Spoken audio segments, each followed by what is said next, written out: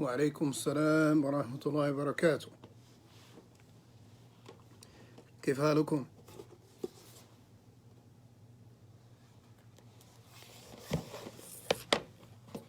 بسم الله الرحمن الرحيم. الحمد لله رب العالمين والصلاة والسلام على رسول الله.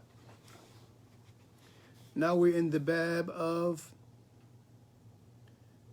بيان ما يكره في الصلاة.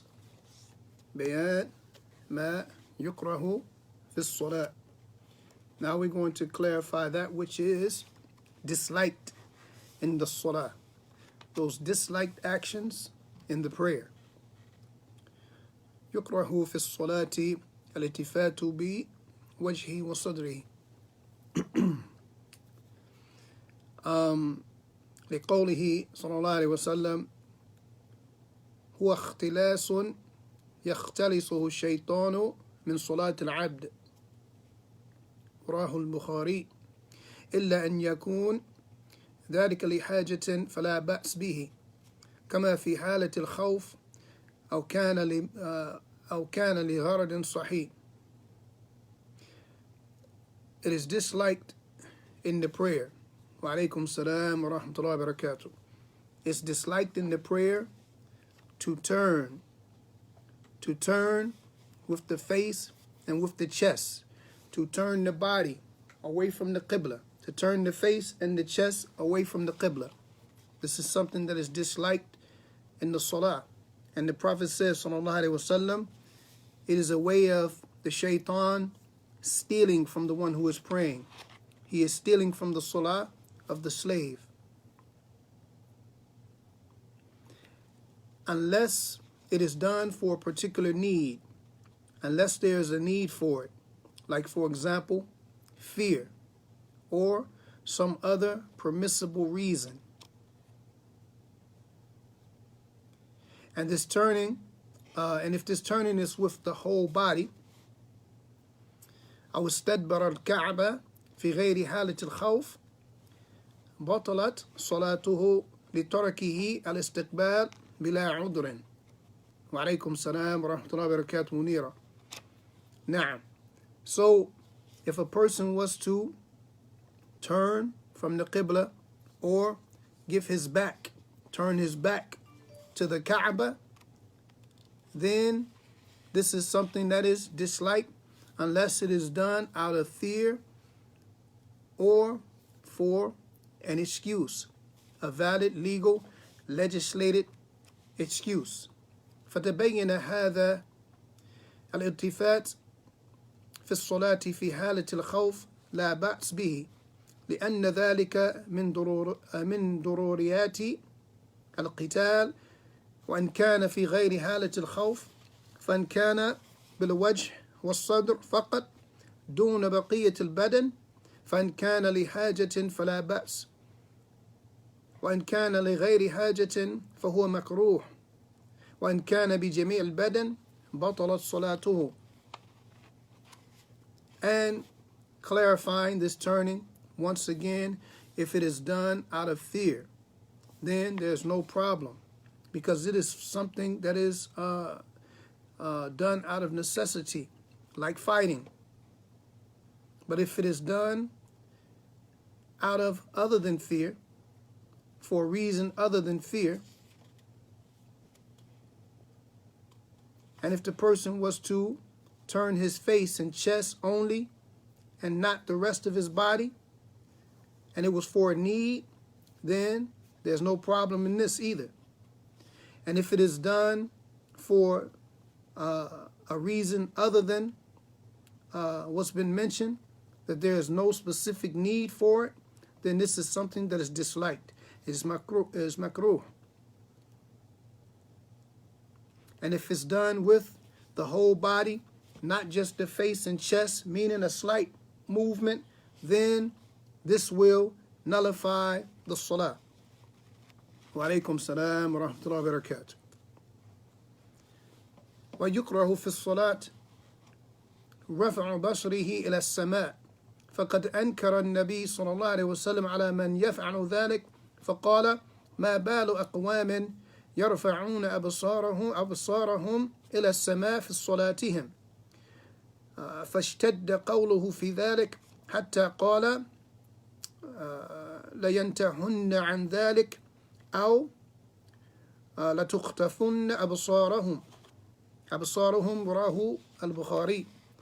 And also it is disliked in the prayer to raise someone's sight, for someone to raise their sight to the sky, to look up at the sky.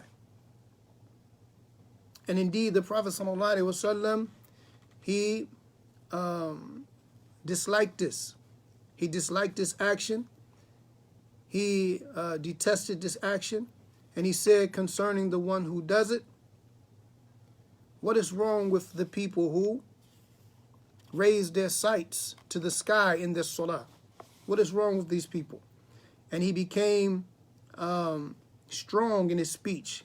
He said this with a strong voice. And then he says, sallallahu alaihi wasallam, that they should stop doing this action, that either they stop doing this action or their sight may be snatched away from them. Either they stop looking at the sky in their salah or their sight may be snatched away from them. وقد سبق أنه ينبغي أن يكون نظر المصلي إلى موضع سجوده فلا ينبغي له أن يصرح بصره فيما أمامه من الجدران والنقوش والكتابات ونحو ذلك لأن ذلك يشغله عن صلاته.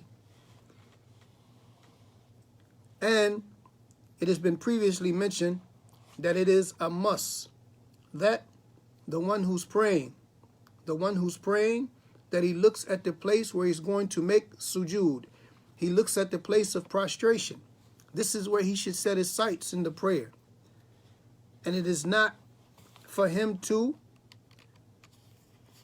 turn his sight towards that which is in front of him, whether it be a wall or some type of some decorations or some writings on the wall or on the floor, because this is something that will distract him from his prayer.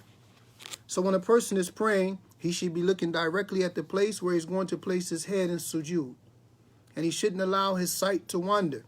He shouldn't look at whatever is on the carpet, whatever is on the wall, or whatever is surrounding him from decorations. The prayer place should be as free as possible from these type of things anyway, because they distract you from salah. ويكره في الصلاة تغميض عينيه لغير حاجة لأن ذلك من فعل اليهود وإن كان التغميض لحاجة كأن يكون أمامه ما يشوش عليه صلاته كالزخارف والتزويق فلا يكره إغماض عينيه عنه. هذا معنى ما ذكره ابن قيم رحمه الله تعالى. And it's also disliked in the prayer to close one's eyes. To close one's eyes in the salah is also makruh, unless it is done for necessity, unless it is done out of necessity or by way of necessity, because this action is from the actions of the Yahud. This is from the actions of the Jews. And if this particular closing of the eyes was done for a reason, for a need, like if there was something in front of him that was distracting him from his salah, like decorations or ornaments, something hanging down, something on the walls, something written, then this will not be disliked, because this is something that will prevent him from looking at these things so he can focus in his salah. And this is what, or the meaning of what Ibn Qayyim rahimahullah mentioned. وَيُكْرَهُ فِي الصَّلَاةِ إِقْعَاؤُهُ فِي الْجُلُوسِ وَهُوَ أَنْ يَفْرُشَ قَدَمَيْهِ وَيَجْلِسَ عَلَى عَقِبَيْهِ لِقَوْلِهِ صلى الله عليه وسلم إذا رفعت رأسك من السجود فلا يقع كما يقع الكلب. رواه ابن ماجه وما جاء بمعناه من الأحاديث. And it's also disliked in the salah to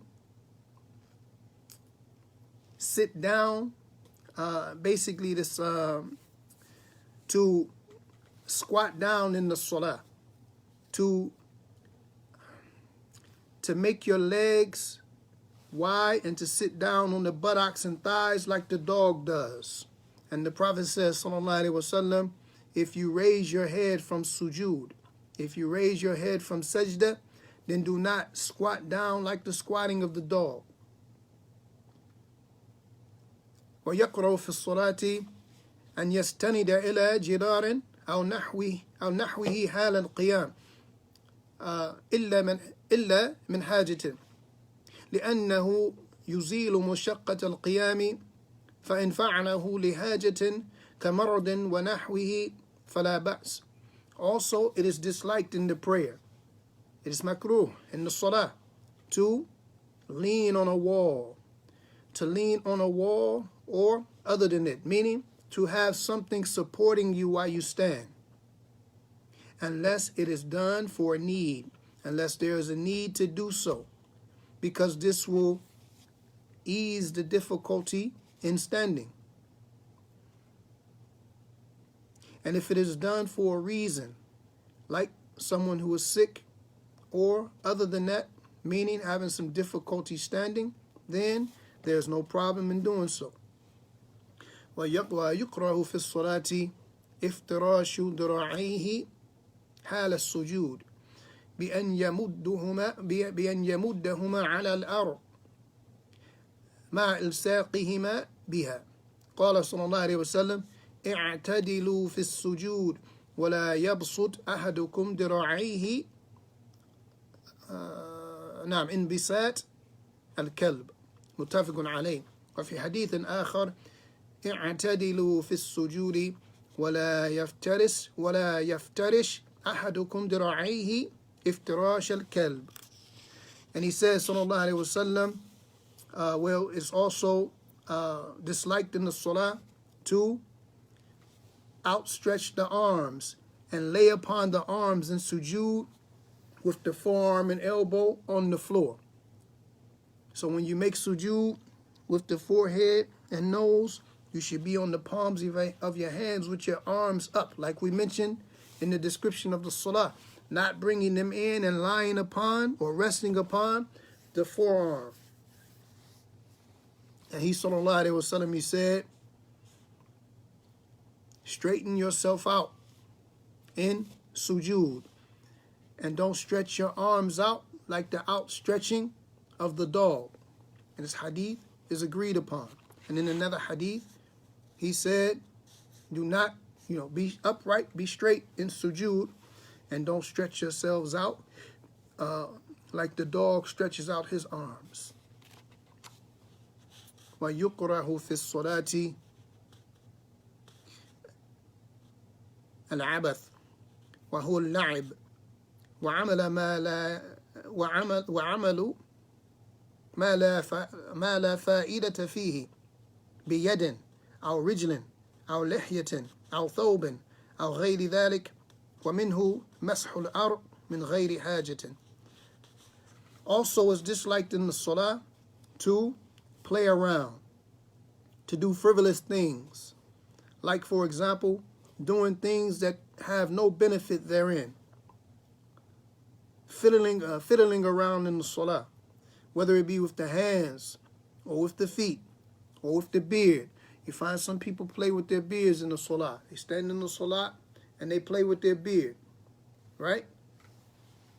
Or their thawb, or other than that.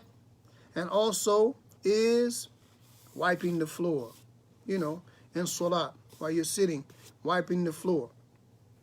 Unless these things are necessary. ويقرح في الصلاة التخصر وهو وضع اليد على الخاصرة شاكلة ما فوق رأس الورك من المستدق من المستدق. And also it is disliked in the salah to place the hands on the waist or put your hands on your hips, right? And that is like this, to stand like this in the salah, to stand with the hands on the waist in the salah.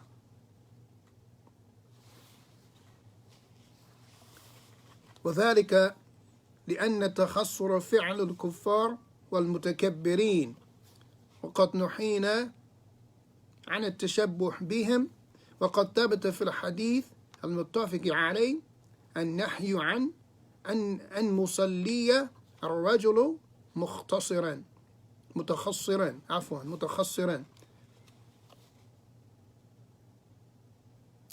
نعم. Okay, also this action, and that is because this action of praying with the hands on the waist or on the hips, this is from the actions of the disbelievers and those who are arrogant, the people who are arrogant. And we have been ordered, or we have been prevented from the Prophet ﷺ. He forbade us from imitating them. And it has been authentically established in the agreed upon hadith the prohibition of أن يصلي الرجل متخصرا, that a man should pray with his hands on his waist or on his hips. ويقرأ في الصلاة فركعة أصابعه وتشبيكها. Also it is disliked in the salah to crack the knuckles or to do them like this. And it's also noteworthy to mention that to do this in the masjid while waiting for the salah is also impermissible. The Prophet ﷺ forbade this. So sitting in the masjid like this while waiting for the salah is impermissible because, as the Prophet says, ﷺ, while you're waiting for the salah, you're in salah. So he forbade a tashbiq fi salat while you're waiting on the prayer. ويكره أن يصلي وبين يديه ما يشغله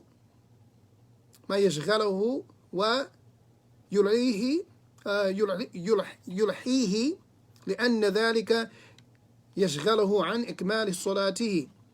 And it is also impermissible, makruh, to pray while there is something in front of you, while you're holding something, or you have something that will prevent you from or busy you while you're trying to play. Something that would, while you're trying to pray, something that will distract you from your prayer.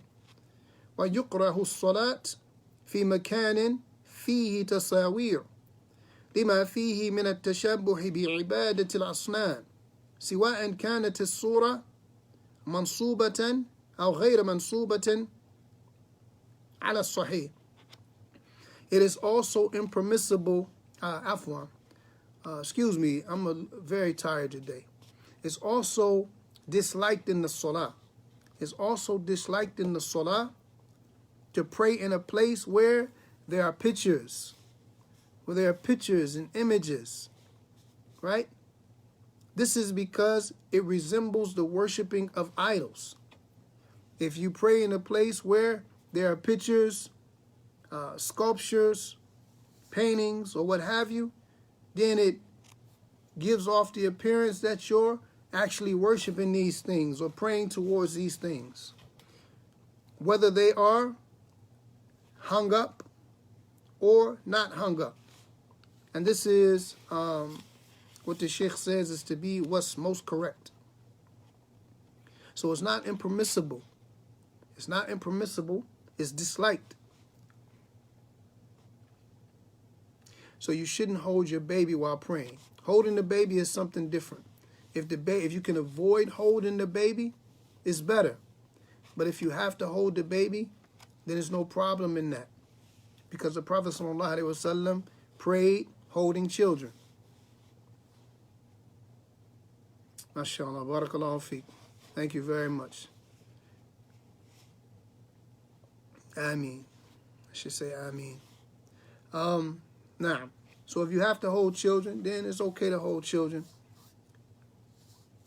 But when you hold children, there's a certain way that you should move. When you're going to, for example, ruku', you should set the child down so that you can get into your ruku' properly and then pick the child up, like that. But once again, it's better to not hold the child. But if you have no choice, then holding the child is something that's done out of necessity. So remember, everything that we mentioned, we said, unless there is a need for it. Unless there is a need for it. And that will be something necessary. ويكره أن يدخل في الصلاة وهو مشوش الفكر بسبب موجود شيء يضايقه كاحتباس بول الغائط أو ريح أو حالة برد أو حر شديدين أو جوع أو عطش مفرطين لأن ذلك يمنع الخشوع. Okay, and it is also disliked to enter the salah while you are mushawwishu al-fikri, while your thoughts are being occupied, with reasons that constrict you, right? You're having thoughts of things that weigh upon you. Like, for example, if you're holding back urine, if you have to use the bathroom, whether it be urine, or as they say, you have to do a number 1 or a number 2, or if you have to pass gas, right? If you have to do any of these things, it's better that you do these things so that you won't be thinking about it throughout the salah, so that these things are not weighing down upon you so you can't focus on the salah. Also, in cases where it is extremely cold or extremely hot, or if a person is hungry or thirsty, because this is something, all of these things will prevent you from having khushu'. It will prevent you from being able to concentrate and be in your prayer devoutly. وكذا يكره دخوله في الصلاة بعد حضور طعام يشتهيه لقوله عليه الصلاة والسلام لا صلاة بحضرة الطعام ولا هو يدافعه الأخبتان وراه مسلم. Also, it is disliked to enter the prayer, to come to the prayer when there's a delicious food, that there's a food that he really desires, that there's a food that he desires ready and prepared for him. Because the Prophet ﷺ, he said, there is no salah bihadrati ta'amin, that there is no salah when the food is present and when he is holding himself back from having to answer the call of nature. There's no salah when the food is prepared and when one is holding himself back for, or when he has to answer the call of nature. وَذَلِكَ كُلُّهُ رِعَايَةً لِحَقِّ اللَّهِ وَيَدْخُلَ الْعَبْدُ فِي الْعِبَادَةِ بِقَلْبٍ حَاضِرٍ مُقْبِلٍ عَلَى رَبِّهِ. And that is because all of it is connected to the right of Allah subhanahu wa ta'ala. And the slave should enter into the salah.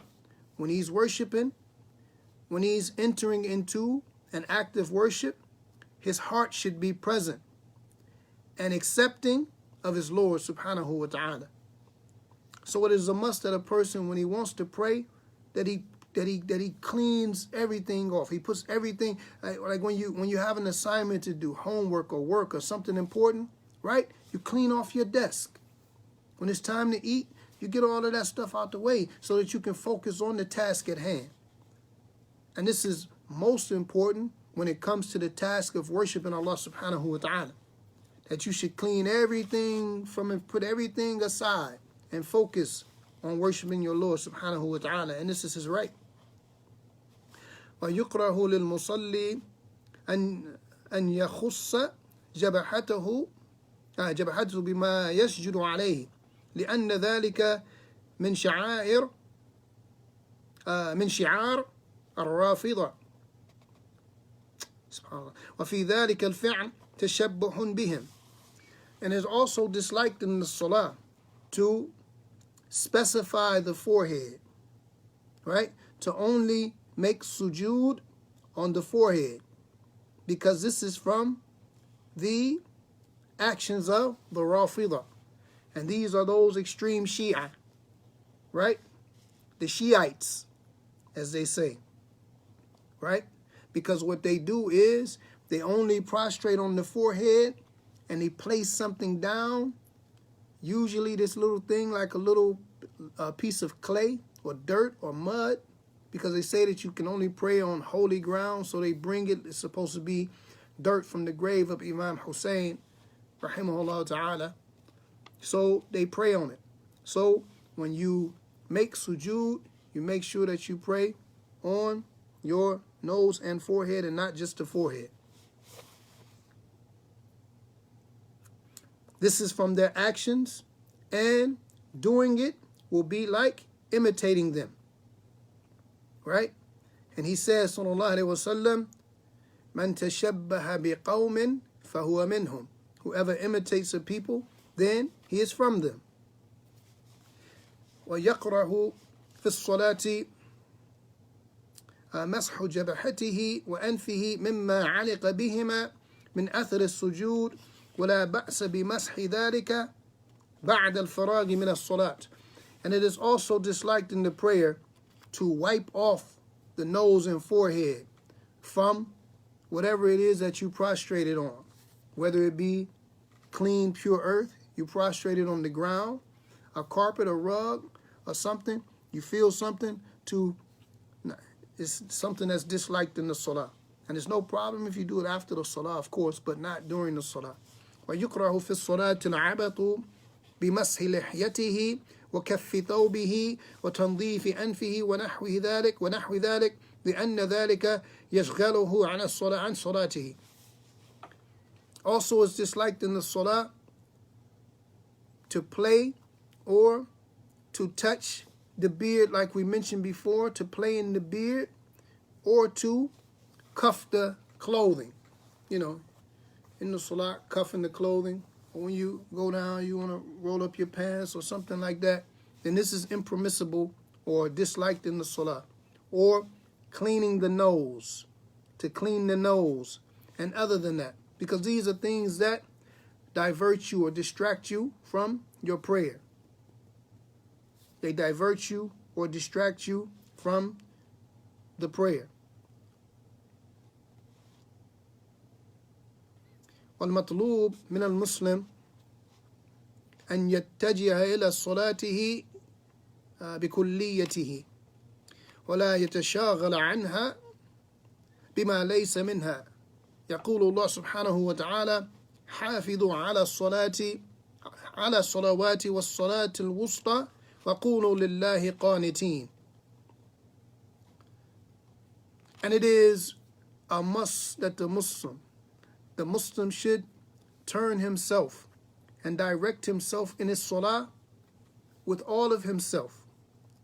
He should put all of himself into his prayer, and he should not busy himself with that which is not from it. He should only busy himself with that which the salah contains. Right? This is what he should busy himself with, nothing else. Allah subhanahu wa ta'ala, he says, حافظوا على الصلوات, to preserve your prayers, to be persistent in your prayers. وَالصَّلَاةِ الْوُسْطَى وَقُومُوا لِلَّهِ قَانِتِينَ, especially the middle prayer. And the scholars say that the middle prayer is the Asr prayer, right? So preserve your prayers. Make your salah. Be constant and consistent in your prayer, especially the Asr prayer, and stand in front of your Lord devoutly. وعليكم السلام ورحمة الله وبركاته. علي. المطلوب إقامة الصلاة بحضور القلب والخشوع. نعم. And it is requested from the Muslim that he establishes his salah, that he establishes prayer with a present pure heart and having concentration and being keen on focus and devotion in the prayer and performing the prayer the way that it has been legislated. وترك ما ينافيهما أو ينقصهما من الأقوال والأفعال لتكون الصلاة صحيحة مبرئة للذمة فاعلها ولتكون الصلاة في صورتها وحقيقتها لا في صورتها فقط. Now, and a person should abandon the things and stay away from the things that detract from the presence of heart and khushu', the dedication and concentration in the salah. Anything that will divert a person from having a present heart and focusing and concentrating in the salah, then a person should stay away from that, whether it be by way of statements or actions. And this is so that the salah will be correct and it will be free from the things that affect it. Also, so that the salah will be done in the way that it should be done, in truth, and not just in form.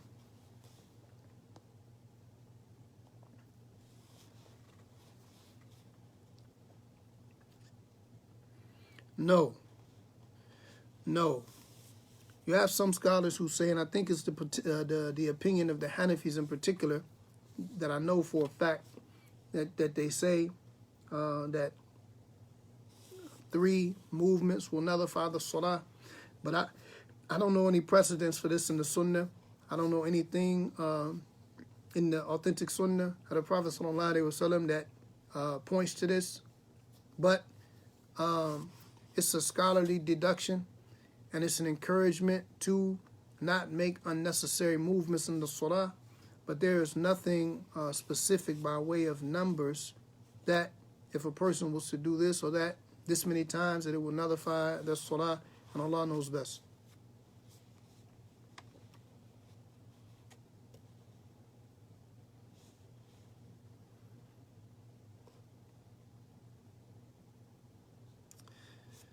And then the Shaykh, he says, Hafidhahullah Ta'ala, وَفَّقَ اللَّهُ الْجَمِيعَ لِمَا فِيهِ الْخَيْرُ وَالسَّعَادَةِ فِي الدُّنْيَا وَالْآخِرَةِ. And may Allah subhanahu wa ta'ala grant success to everyone in what is good, or in goodness and happiness in this dunya as well as in the akhirah.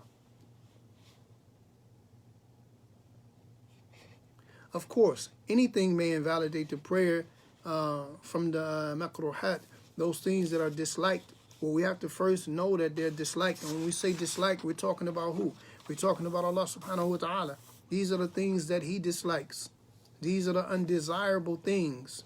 These are the things that, if done often, can lead to that which is impermissible. So we should try our best to avoid the disliked actions in all matters. But attaching a certain number to something is different.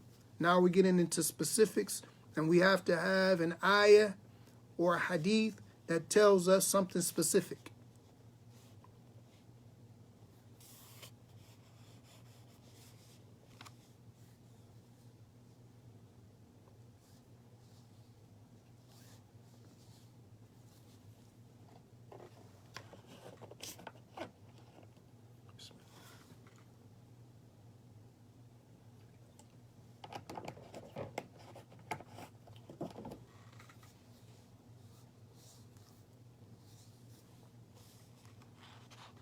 And that's the reason for actually mentioning this chapter, or for us taking this chapter. It's a chapter that we could have skipped over, because remember, we're just scratching the surface. But I think that it's important because you find people making a lot of these actions and doing a lot of these things in the surah, and to be persistent upon these things can in fact affect your salah. If not directly, indirectly. Meaning what?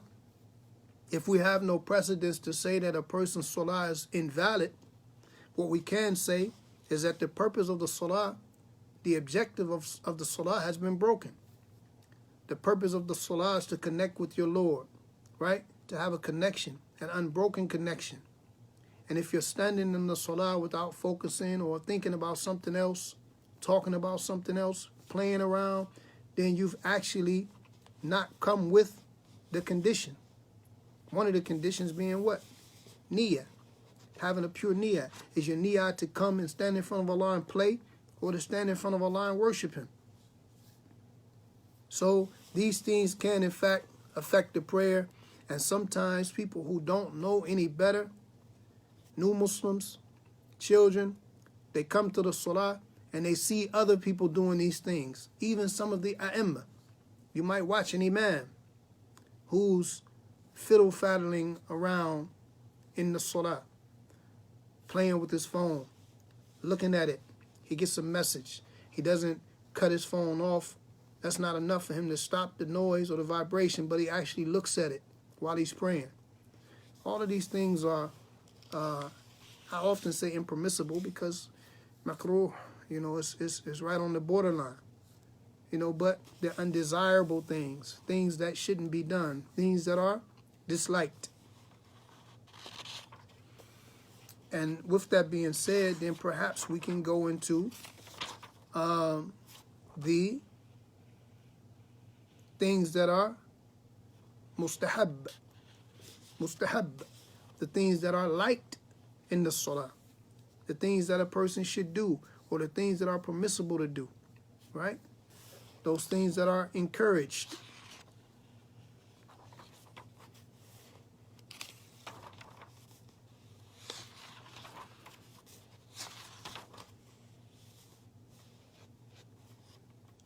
So maybe we'll do that tomorrow, inshallah. Any questions? Any more questions, comments, corrections? And once again, forgive me. Today, I'm tired. So if I seemed a little sluggish, then may Allah subhanahu wa ta'ala forgive me. May you forgive me, and hopefully the message was delivered and it was clear. And once again, if I made any mistakes, it was from myself and shaitan, and if I was correct, it was from Allah.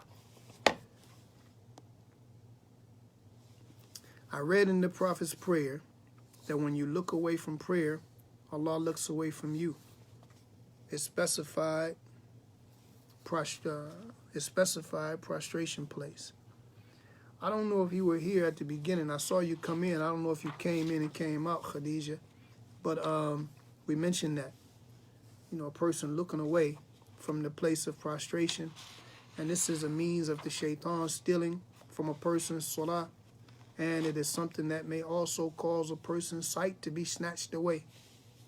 And we mentioned a hadith from the Prophet ﷺ about that. وفيك بارك الله منيرا.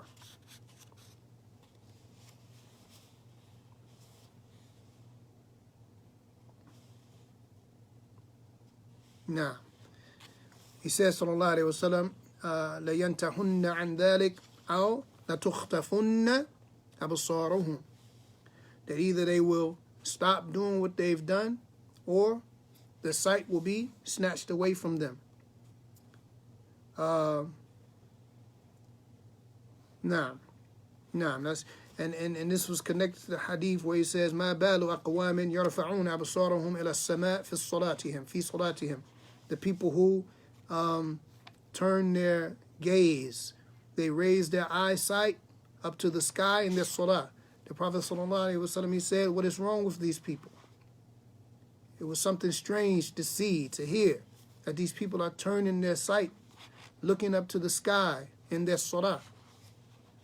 So he became forceful in his speech, right? His speech became firm. And he said what? Either they will leave that action or their sight will be snatched away from them. So this is an encouragement for us to focus our sight on the place of prostration and salah. And particularly fil qiyam. I saw a laughing emoji go up. I don't know who did that. Every now and then I see that. I don't know if that was an accident or someone trying to be funny or what.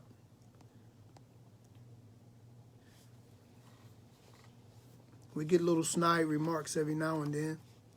Say what you have to say. Either it was an accident or you meant something by it. Say it. Let's address it. Afiq barakallah. Let's address the issue. You got some issues, let's address them.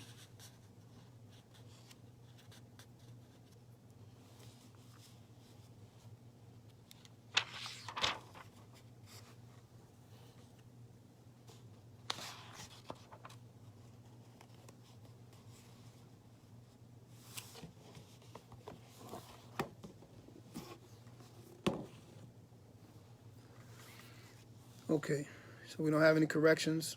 No corrections, no advices, no questions.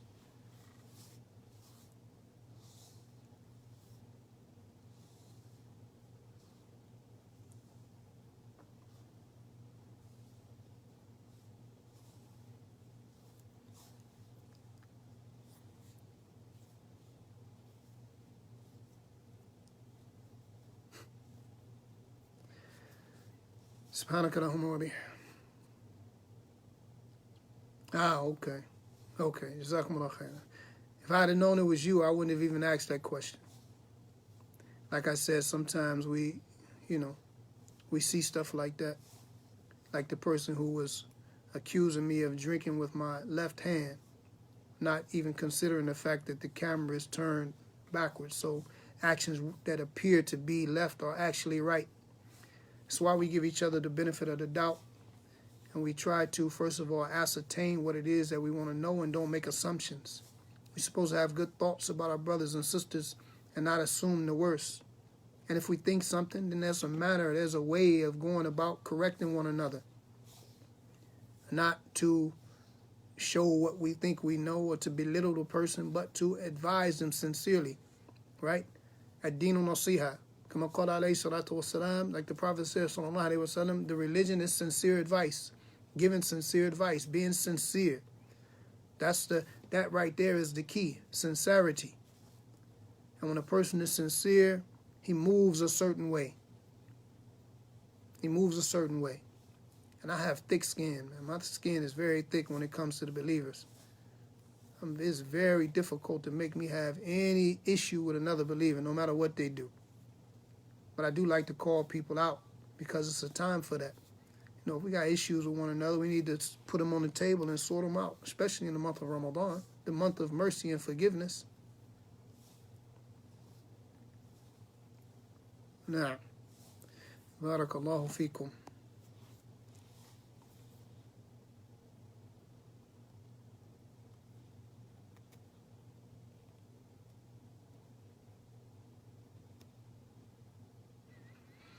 هذا وصلى الله وسلم وبارك على نبينا محمد وعلى آله وصحبه أجمعين. السلام عليكم ورحمة الله تعالى وبركاته.